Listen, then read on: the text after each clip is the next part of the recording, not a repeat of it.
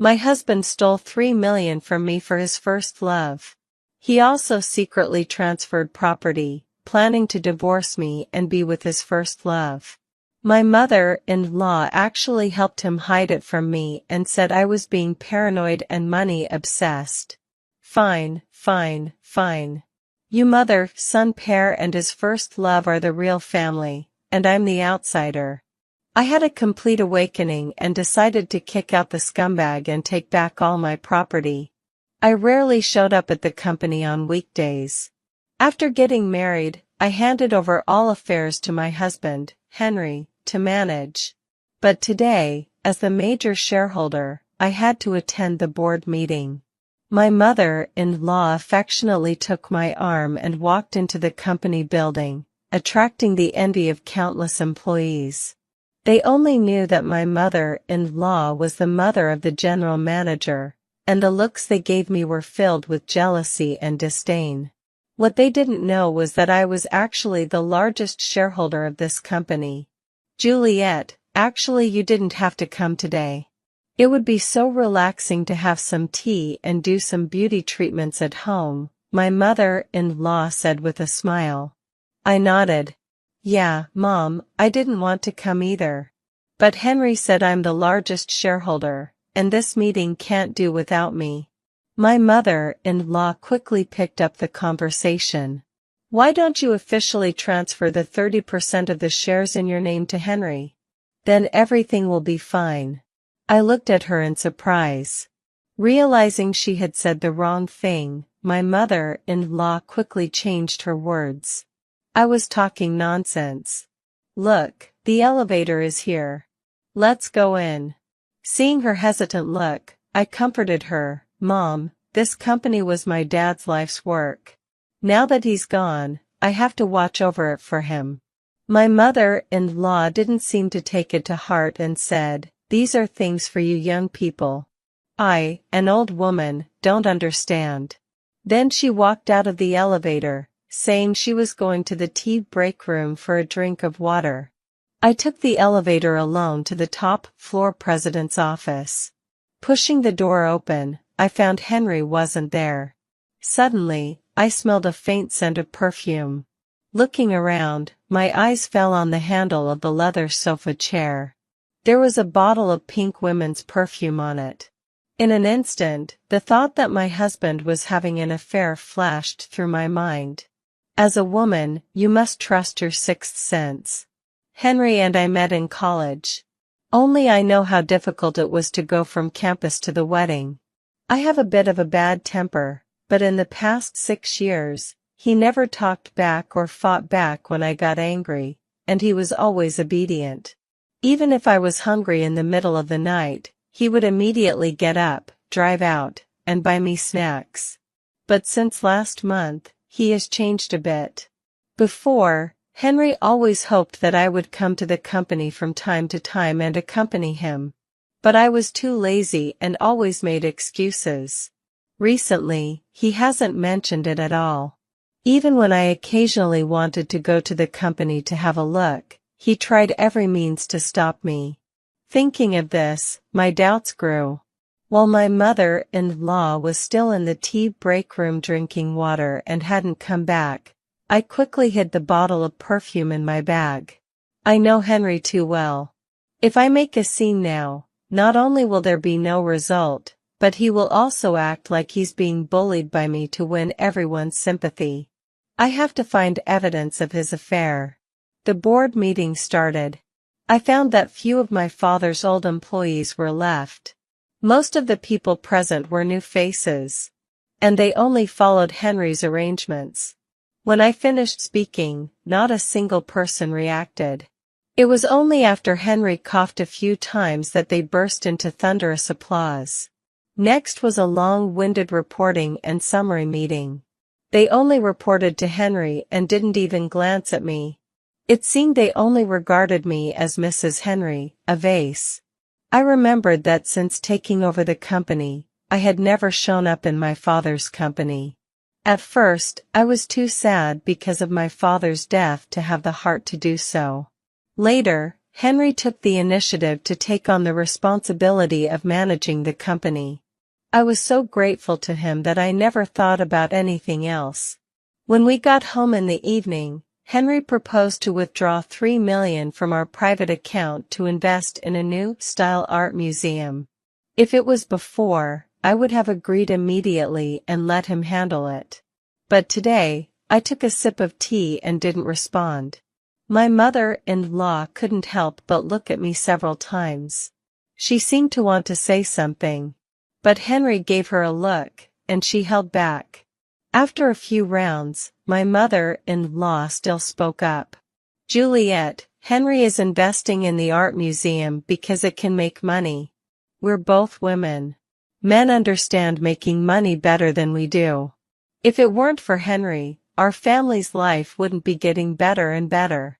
Just agree to him. Listen to that. It's as if I couldn't make money without Henry. My family's company is a listed company with a market value of over $1 billion since its establishment. Is it all thanks to her son?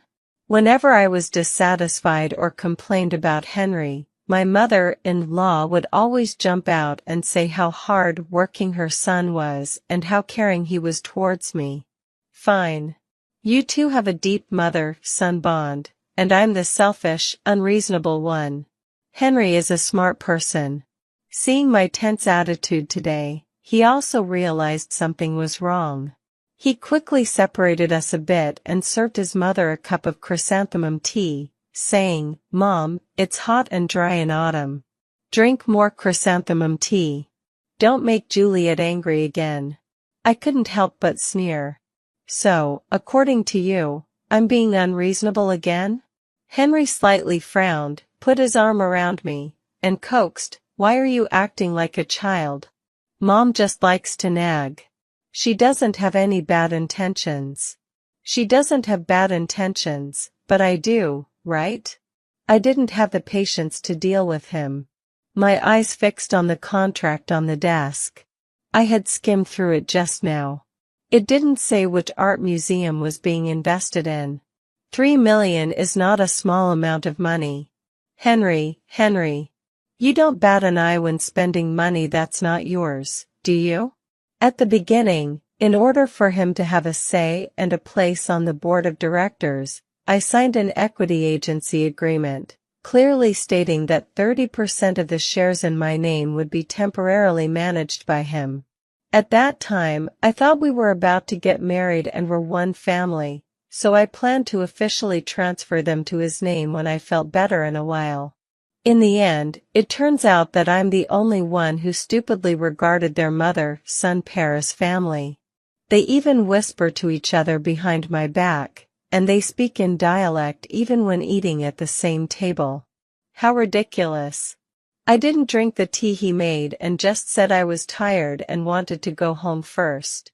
When I walked out of the office, the mother-son pair were chatting happily, again in dialect. Henry has seemed very busy recently. He always goes out early in the morning, saying he's going to visit old customers, but he always comes back looking disheveled. When I ask him, he just beats around the bush, and my mother-in-law covers for him. Like the previous few days, he was about to go out after breakfast. I stopped him. Henry tried to use the old excuse of visiting a customer to fool me. But I wouldn't let it go. I said I wouldn't let him go out until he told me which old customer it was. My mother-in-law showed up at the right time. She said, "Isn't it the boss's place? Isn't that a big order customer of the company? Son, you have to talk to them well and bring more orders back for the company." But I didn't let him go as I did before. Instead, I picked up my bag, walked up to him, and said, "So it's Uncle's place. Coincidentally, I haven't seen him for a long time. Let's go together." Henry was startled. Before he could react, I turned around and walked towards the door. He quickly came to his senses and grabbed me, his tone a bit harsh. "Juliet, what's wrong with you recently?" I looked at the handsome man who was a head taller than me and felt a deep-seated disgust for him. In fact, there had been signs of his strangeness for a long time, but I just didn't want to face it and chose to muddle along. Because he had indeed accompanied me through the most difficult and sad times. But could a person's feelings change so quickly? If his care and love for me were all fake, then this person must be extremely scheming. At that moment, my disgust for him reached its peak. I looked at Henry's face and retched. Henry put on that caring look again and asked, "Juliet, what's wrong? Are you not feeling well?" I pushed his hand away and walked straight out of the house. After getting in the car, he considerately tried to fasten my seatbelt, but I refused. I reached out my hand, asking for his phone. Fortunately, Henry gave it to me without much hesitation. Out of habit, I tried to unlock it with my birthday. The unlocking failed. After trying 3 times in a row, I asked him if he had changed the password. A flash of panic crossed Henry's face. He said, "Well, the previous one was too simple. Now it's changed to 77521. I smiled and didn't ask any more questions. I successfully opened his phone. My fingers quickly swiped across the screen to find the location function, opened it, and quickly linked it to my phone. Henry's phone was bought by me, a top-of-the-line model. He's not very good at using smartphones. Usually, he just makes calls, sends WeChat messages, and mostly uses it for scanning codes to pay. He surely doesn't know that the phone has a privacy location function. Halfway through the journey, I suddenly said I didn't want to go anymore. Henry frowned and asked me what was wrong. I said I remembered that I had an appointment to go for a beauty treatment today. He didn't suspect much. He dropped me off at the entrance of the beauty salon I often go to, told me to be careful, and said to call him when I was done so he could pick me up, then drove away in a hurry. I turned around and walked into the coffee shop next to the beauty salon. I opened the location system on my phone. His location was moving all the time, and finally stopped at the entrance of an under-construction art museum in the north of the city. Things were gradually becoming clear. He came to this art museum under decoration every day to help, which was why he went out early and came back late, and returned all dirty and sweaty. I hailed a taxi and headed straight for that art museum. On the way, I was still thinking if I had misunderstood. Maybe he went there to inspect the project. After all, he had said he wanted to invest in an art museum before. I also remembered that Henry was majoring in art and oil painting. Now that he has achieved success in his career, it's not impossible for him to want to recover his dream. After thinking it over and over, I wondered if I was really overthinking. But what about that bottle of women's perfume? How could that be explained? Just as I was thinking, I arrived at the place. I got out of the car and saw a familiar figure about to enter the art museum. It was actually my mother-in-law. She was holding a 3- or 4-year-old boy by the hand. My mother-in-law was teasing the child as she walked, looking extremely happy. The little boy had fair skin and big, twinkling eyes. He was calling her grandma. It was like getting hit on the head. I was completely stunned. I clenched my fingers and walked into the art museum through the side door, bypassing a pile of construction waste. As soon as I entered, I ran into my mother-in-law, who was walking out slowly. She was shocked to see me, then rushed towards me in a flurry, grabbing my arm. "Juliet, weren't you going for a beauty treatment? Why are you here?" I looked at my mother-in-law. "What are you doing here?" "Oh, this is an art museum opened by my friend. I came to take a look." My mother-in-law held my arm tightly, not allowing me to take another step inside.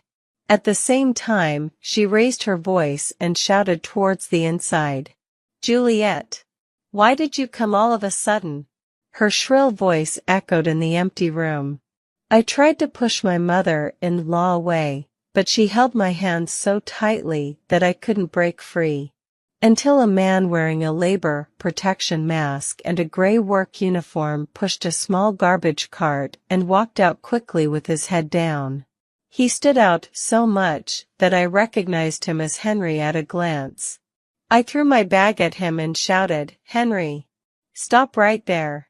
Do you hear me? Come back here!" I shouted hysterically, but I just couldn't break free from my mother-in-law's hold. My mother-in-law had done farm work all her life, and she was very strong. How could I, a city dweller who couldn't carry heavy things, be a match for her? I could only be tightly entangled by my mother-in-law. I turned my head and stared fixedly at the old woman in front of me. Because Henry said his mother had suffered all her life and he wanted to bring her to the city to enjoy a good life now that he was successful. Without hesitation, I bought a small 3-bedroom apartment for his mother to live in. Later, he said his mother was too lonely living alone and asked if she could move into our villa to live with us. After all, the villa had many rooms and plenty of space. For his sake, I endured it and agreed. I treated them with all my heart, but what about their mother-son pair? They treated me like a fool and played with me. I felt a lump in my throat, and my temples were throbbing non-stop. Even my breathing involuntarily quickened. "Juliet, what's wrong with you?" Henry had already run away without a trace. Only then did my mother-in-law let go of me and helped me sit down on a bench nearby. I shouted furiously, "Get away!" I pushed my mother-in-law away, and she let out an ouch and fell to the floor. "Auntie, are you okay?" A pleasant and gentle female voice sounded beside me. A woman in a beige knitted lawn dress bent down to help my mother-in-law on the ground. Beside her was the little boy from before. "Juliet, it's been so long. You're still so clumsy. What if you hurt Auntie?" I raised my eyes slightly and saw Daphne standing beside my mother-in-law. I turned my head to look at my mother-in-law and said, "Oh. So Daphne is the friend of yours who opened the art museum, Mom." My mother-in-law's face turned red then pale, and she stammered, unable to say a complete sentence. Daphne held her arm, smiling charmingly, and her voice was very gentle. "Juliet, don't blame Auntie." I looked at her coldly and didn't say anything. Daphne was a junior 1 year below us. Like Henry, she was also in the art and oil painting department. The two of them were recognized as a perfect couple in the department. They jointly won many campus painting awards and had some feelings for each other, but for some reason, it didn't work out. "When did you come back to China?" I asked. Daphne's lips, painted with plum-colored lipstick, opened and closed. The development abroad wasn't very good. Foreigners are too xenophobic. I also wanted to develop in China, so I decided to come back. Opening an art museum has always been my dream. Since I'm back in China, I want to make it come true. I nodded. "Oh, I see." Suddenly, Daphne stepped forward and took my hand, saying with sincere eyes, "I met Henry by chance. He knew I was short of money for opening the art museum and said he would help me. I thought you knew all about this. I'm really sorry, Juliet. Please don't blame Henry. He just wanted to help me out of kindness." I took a look at the design of the art museum. The combination of white, gray lines and metal decorations, well, it indeed had a strong artistic sense. It's a very beautiful exhibition hall. Did you design it? I had seen this design on Henry's computer desktop before. She shyly tucked her long hair behind her ears. "It was designed by Henry. You know, I don't understand these things. I can only paint." At this moment, I suddenly thought of Henry's phone password, 77521. I gave her a meaningful look. "You know more than just that. Just then, the little boy beside her suddenly stood in front of Daphne and said, "Bad auntie, don't be mean to my mom." I looked at the little boy in front of me. His eyebrows and eyes seemed to bear some resemblance to that scumbag. "Don't talk nonsense, Lucas. This auntie is mommy's good friend." "Huh, good friend." My expression gradually turned cold, and I said to her, "Ms. Daphne, if you had come to me personally to talk about the investment at the beginning, for the sake of being alumni, I might have agreed. But Henry deliberately hid it from me. Unfortunately, I've decided to withdraw the $3 million investment in your art museum." My mother-in-law jumped up beside me and pointed at me, shouting, "Juliet, you can't do this." A look of shock crossed Daphne's face. Then, a few tears welled up in her eyes, hanging on her lower lashes, about to fall. "I'm sorry, Juliet. Henry said he had already discussed it with you." I thought. I didn't want to continue playing this melodramatic game with her. I grabbed my bag and turned to leave. After leaving the art museum, my mother-in-law chased after me. She grabbed my arm and earnestly tried to persuade me. "Juliet, we should be a bit more sympathetic. Daphne is Henry's childhood friend, after all. They grew up in the same village." It suddenly dawned on me. So it wasn't just about being schoolmates. It turned out that Daphne was his childhood sweetheart and first love. Then what about me? What am I to him after all these years of trust and dedication? What a talented girl Daphne is. She suffered so much alone abroad all these years. Now that she's back, we should help her more.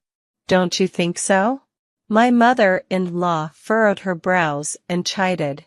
"As Henry's wife, you're also Daphne's sister-in-law. You should be more magnanimous. Don't be so jealous about everything."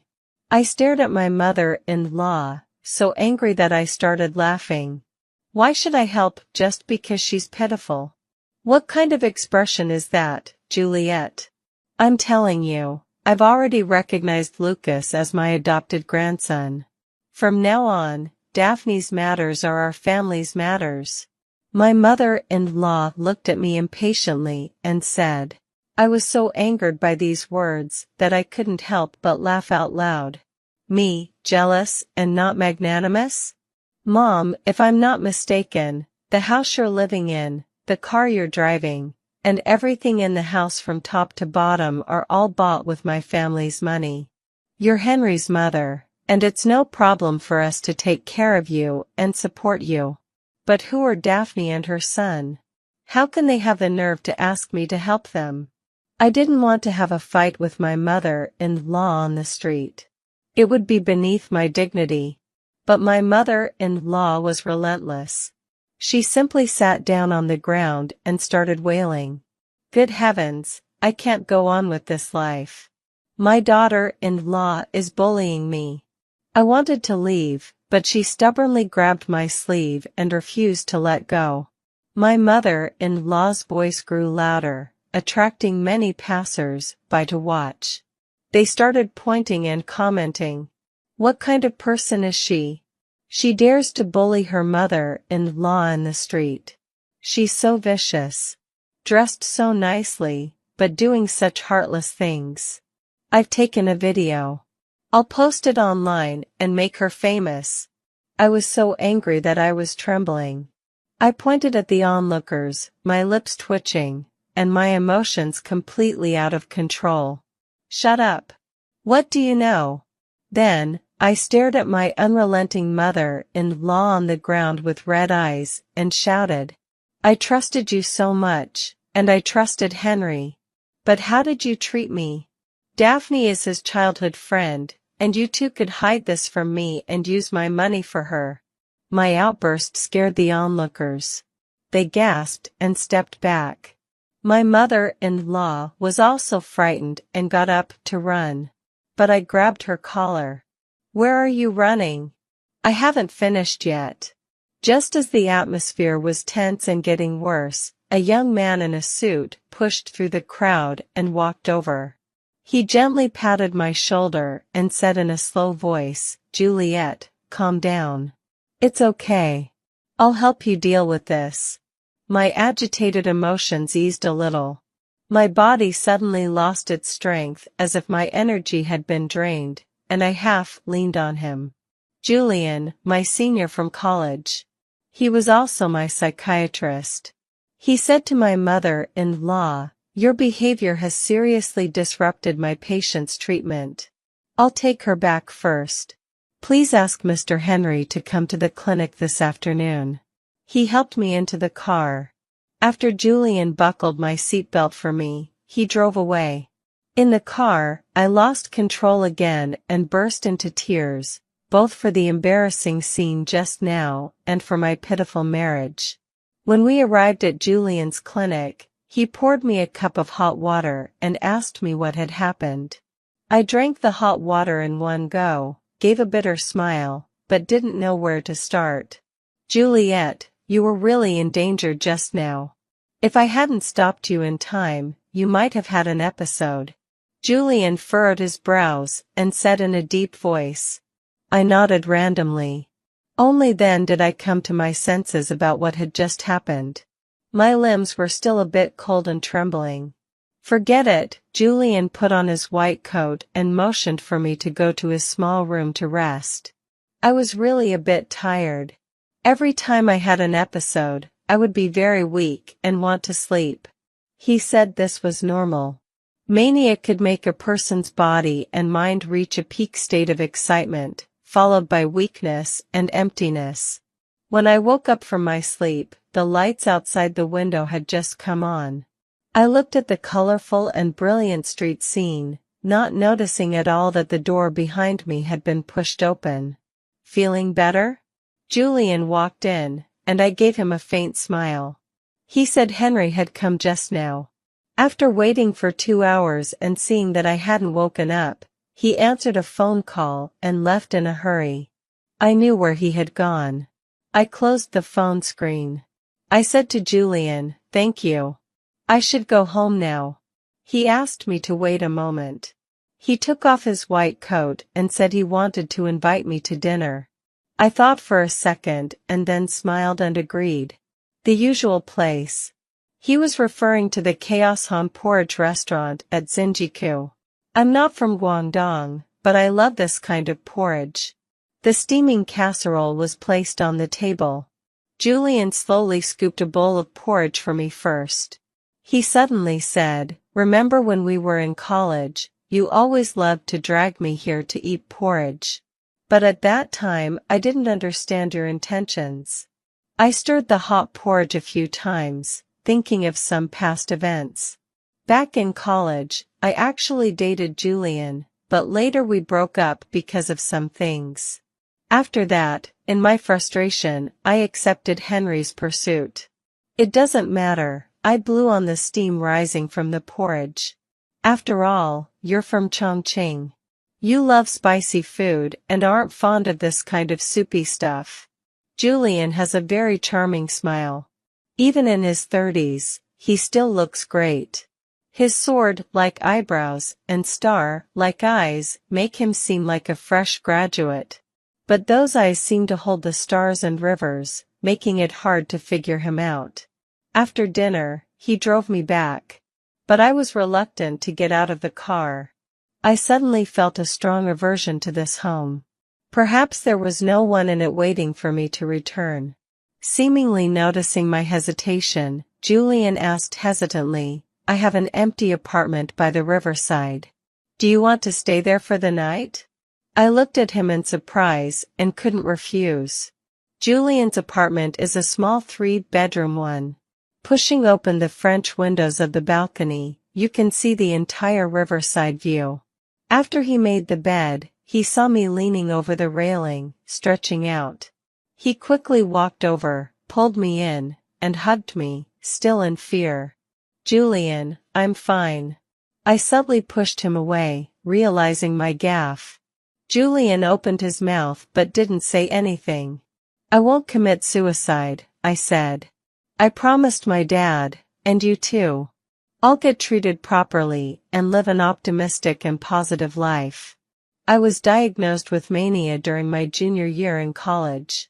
The doctor said there were many possible causes, such as study pressure, or the sudden death of a loved one.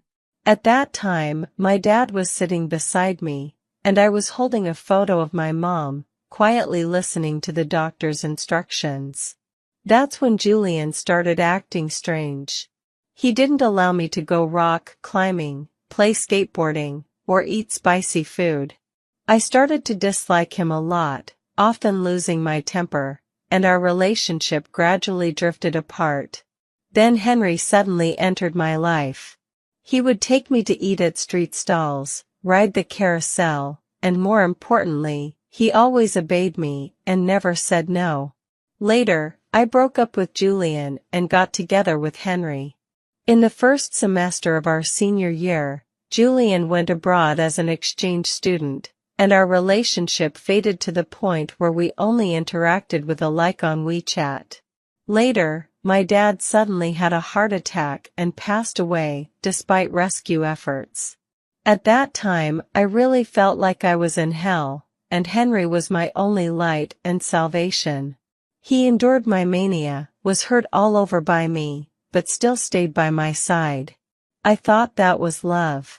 After graduation, we got married immediately, not even holding a wedding banquet.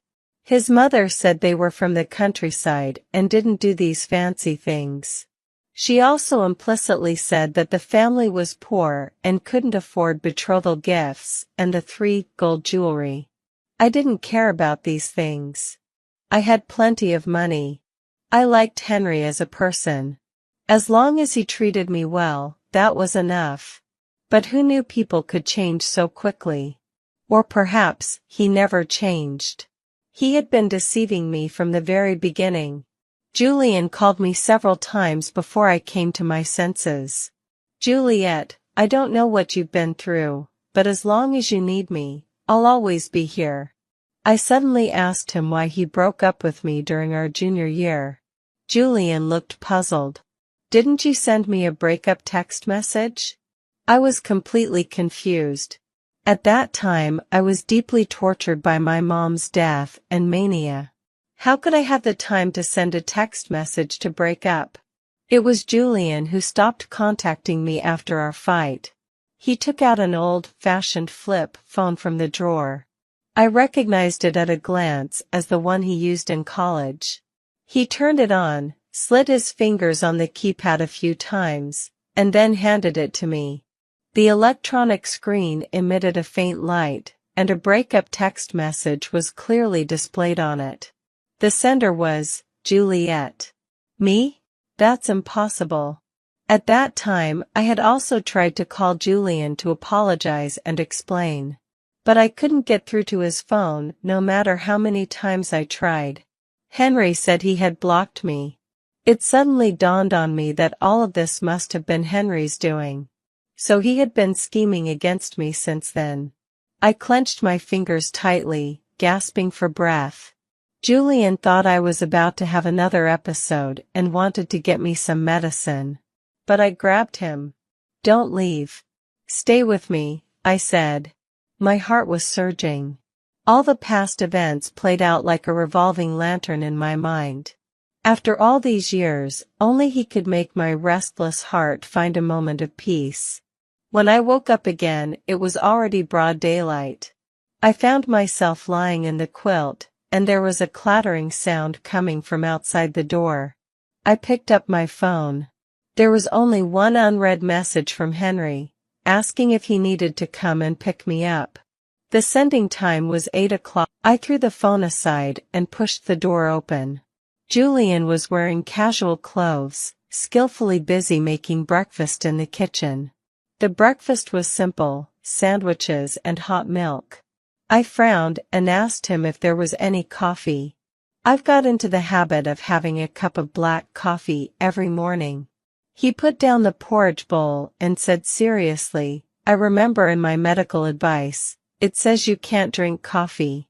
Miss Juliet, you're not following the doctor's orders."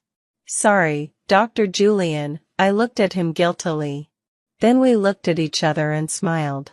After breakfast, Julian first drove me back to the villa and told me to call him immediately if I needed anything, then he drove away. I pushed open the gate and found no one at home. Even the nanny, Amelia, was gone. There was a note stuck on the coffee table. The ancestral graves in our hometown are being relocated. I'm going back with Mom to handle it. By the way, I took Amelia with me. There's no one to cook when we're back in the hometown. As if they couldn't survive without Amelia these years. I sneered and threw the note into the trash can. After thinking for a while, I thought it was good that Henry was gone. It would be convenient for me to check on some things. I drove to the company and asked the secretary to call a meeting of all senior executives. The secretary hesitated. Should we ask Henry for permission first? I sneered. This company belongs to me, not Henry. The secretary's face turned pale immediately, and she quickly went out to notify everyone. Half an hour later, I was sitting in the chairman's seat, but only a few small department managers showed up. I picked up the internal phone and said calmly, word by word, from now on, anyone who doesn't come to the meeting within 10 minutes will be dismissed. Sure enough, interests are the best motivator. Not long after, the large meeting room was filled with people. The conference table was occupied by senior executives from various departments. They looked at each other, each with their own thoughts. I twirled my pen and slowly said, I'm glad to see you all again. I'm the chairman of Dingjin Group. As you know, after my father passed away, I rarely came to the company, and all affairs were entrusted to manager Henry for management. But delegation is just delegation. He can't make the final decisions. So in the future, for any decisions, you must first send me an email for approval. I will make the direct decisions. Is that clear? Everyone replied in unison, understood, Chairman. After everyone left, the secretary came in with a cup of tea. I waved my hand. Mia, right? I don't drink tea. Please bring me plain water in the future. She nervously took the teacup out and brought back a cup of warm water. When she backed out, she took an extra look at me. I took out my phone and dialed a number. Hello, Gabriel. I want to consult about divorce property division. I made an appointment with Gabriel to meet and talk in the afternoon. I showed up at the coffee shop as promised. Gabriel was the lawyer my father had always used before his death. I trust him completely. He laid out the issues and analyzed them for me. I originally held 76% of the shares in Dingjin. Last month, 30% of the shares were transferred to Henry for temporary management, and I still have 46% of the shares at my personal disposal. Although the temporary management contract can be annulled at any time, these are all marital assets. If I divorce him, all these assets will have to be taken out and re-divided. I was so angry that I slammed the table. No way.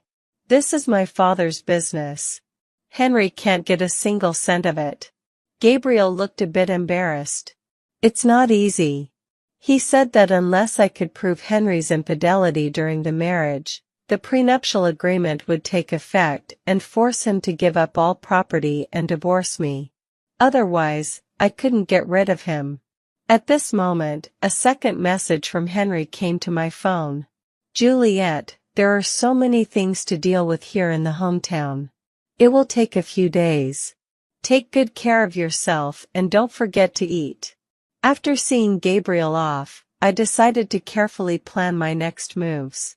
Unexpectedly, Daphne came to me first.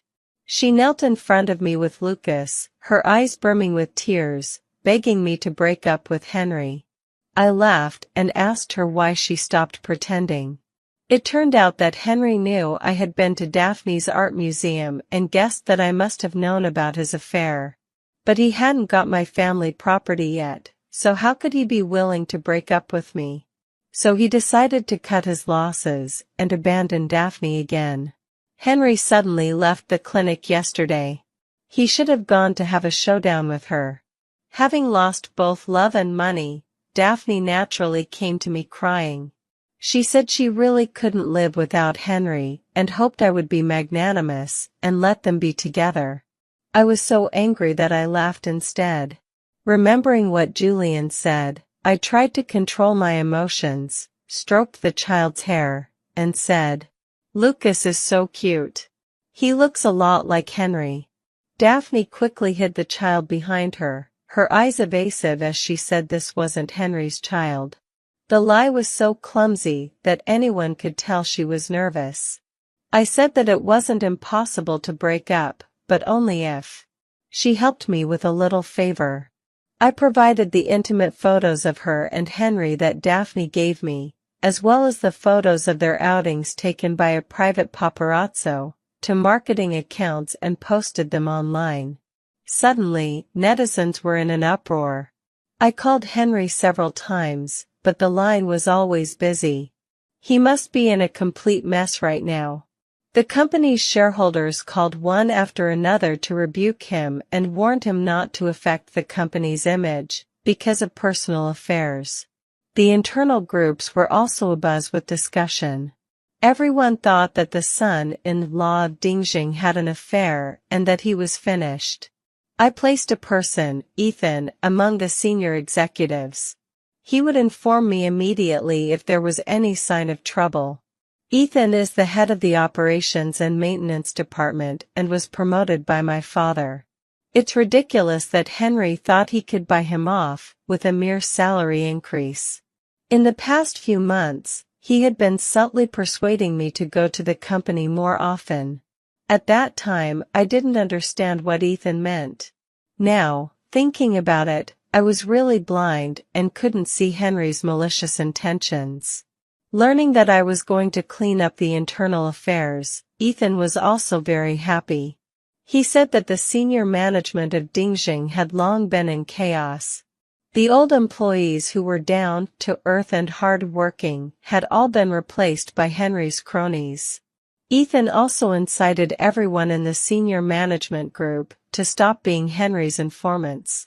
With the development of the situation in recent days, his subordinates were in a state of panic. Soon, the good news I was hoping for came. In the evening, Daphne called me. Her tone was excited, with a bit of pride. She said that Henry promised her that he would come back and talk to me about divorce. She also said that for her sake, Henry was willing to leave the marriage with nothing but divorce me. I glanced at my phone, and another message from Henry came in. "Honey, have you eaten?" He must be well aware of the recent personnel changes within the company, yet he could still pretend to be nice to me. I really admire his audacity. As expected, when something seems too abnormal, there must be something fishy. Daphne betrayed me. She revealed my entire plan. Late that night, Henry drove back to the villa. But I had already moved to another residence. From the surveillance, I saw him go straight upstairs, kick open the study door, and try to take the company seal from the safe. However, to his surprise, the entire safe was empty. He kicked the safe a few times in a fit of rage. Pointing at the hysterical man on the surveillance, I laughed until tears came out and asked Julian beside me, "Now Henry looks like he's the one with mania, right?" Julian looked at me worriedly. "Juliet, what you're doing is like playing with fire. It might end up in a lose-lose situation." I laughed wildly and arrogantly. "I'm not afraid.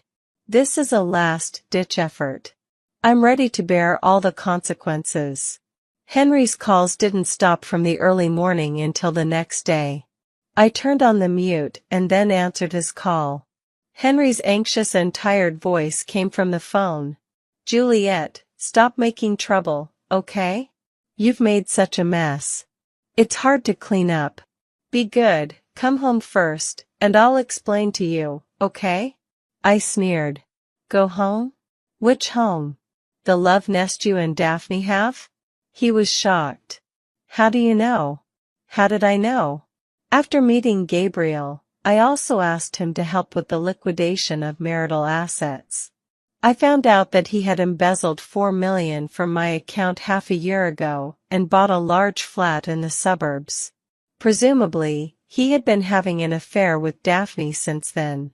Since I saw Henry's true face clearly, I no longer have any expectations of him. All that's left is disgust. I said with patience, meet me at the Civil Affairs Bureau tomorrow morning. I'll bring the divorce agreement. Henry panicked. Juliet, my relationship with Daphne was just a fling. Give me another chance. Henry, if you don't want others to know, don't do it. I don't care what happened between you and Daphne. I don't want to know either. I glanced at the man busy in the kitchen and continued, you've been lying to me since college, right? Aren't you tired? He paused. After a while, Henry finally dropped his disguise and laughed sinisterly. Juliet, do you really have to be so ruthless? You dash. Beep, beep, beep. I hung up the phone directly. Henry didn't show up at the Civil Affairs Bureau the next morning. Even the remaining deposits in our joint account were transferred away. Through Gabriel, I found out that he had transferred this money to Daphne's name a few days ago. No wonder she betrayed me. Seeing the real benefits of hard cash, who wouldn't be tempted? I officially filed for divorce and demanded the recovery of all the property he transferred during the marriage, including the house in the suburbs. After the court accepted the case, Henry officially received the summons. Henry's mother somehow found my residence and started cursing at me. Julian stood in front of me and said in a deep voice, Madam, please don't do anything extreme to my patient. Leave now, or I'll call the police. Henry's mother is a complete shrew. Seeing Julian protecting me like this, she immediately used all the filthy things she could imagine to speculate about my relationship with Julian. So you've hooked up with the doctor. No wonder you're so eager to divorce my son, you're such a sinister woman. I snorted coldly. Insidious? Am I more insidious than your son? A doctor saves lives, but what about him? He's trying to take advantage of my illness to ruin me. Upon hearing this, Henry's mother looked at me in disbelief. I could tell from her expression that she knew about it. Julian protected me and led me inside, then quickly closed the door.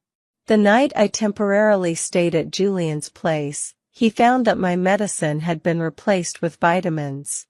But I didn't notice anything wrong as I had always been taking these orange-colored pills.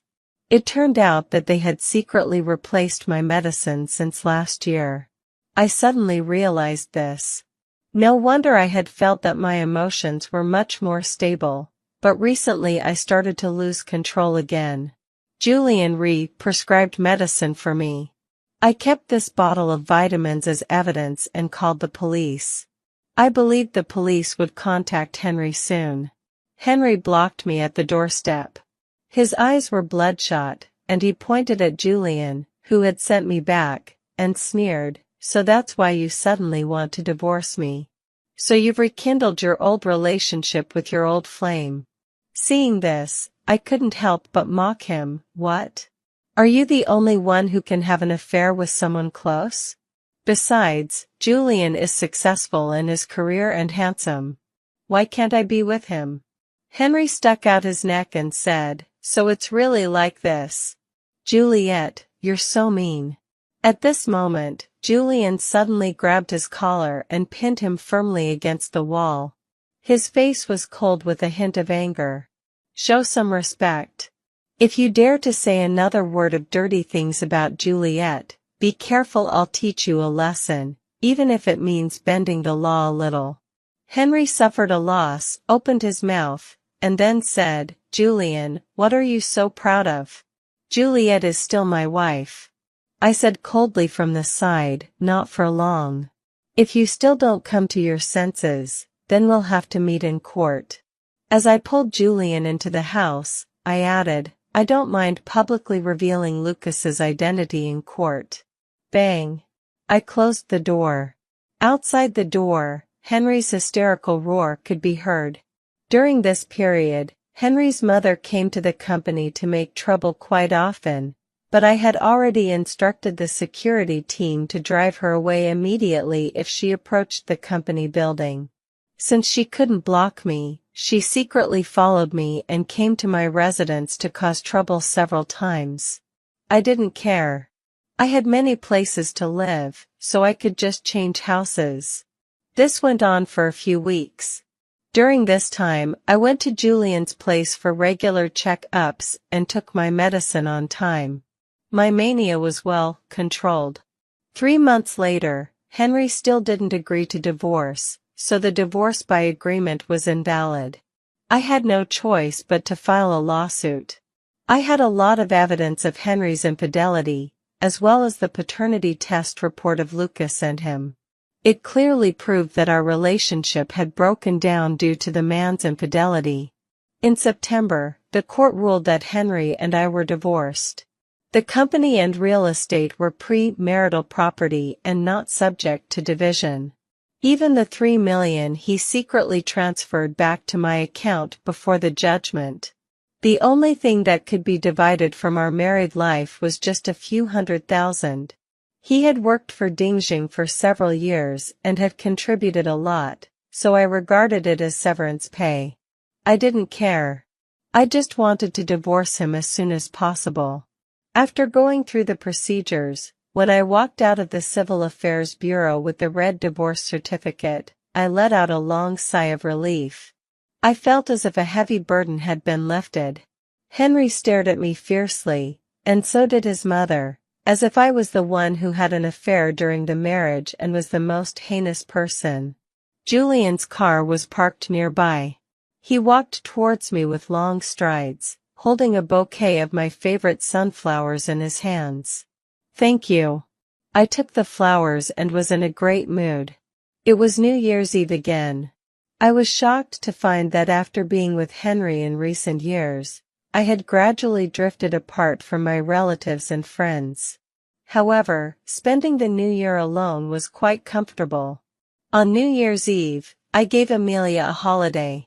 I was alone, but I couldn't delay her reunion with her family. But I was by myself. What should I eat? After thinking for a while, I boiled a pot of water and was about to open the seasoning packet of instant noodles to cook when suddenly the doorbell rang. There stood a tall figure at the door, holding a big bag of ingredients in his arms. At this moment, a large firework slowly rose into the sky behind him and exploded. The colorful lights and sparse sparks scattered in all directions and then disappeared. Julian smiled gently. "Happy New Year's Eve, Juliet." During this period, the police also contacted me regarding the matter of Henry and his mother secretly replacing my medicine. He shifted all the blame onto his mother, saying that she was old-eyed and had mistakenly poured vitamins into my medicine bottle. Henry's mother was detained and suffered a bit. She was bailed out by Henry half a month later. I also heard that the art museum in the north of the city had a broken capital chain. Before it was even finished being decorated, it put up a prime shops for rent sign. I suddenly smelled a faint scent of perfume. But no one dared to rent it to him. After that, there was no more news about him. The name Henry completely faded out of my life. I'm very glad that I managed to get out of this marriage scam in time. And I clearly understand that after all these twists and turns, finally, the happy future that belongs to me is with Julian.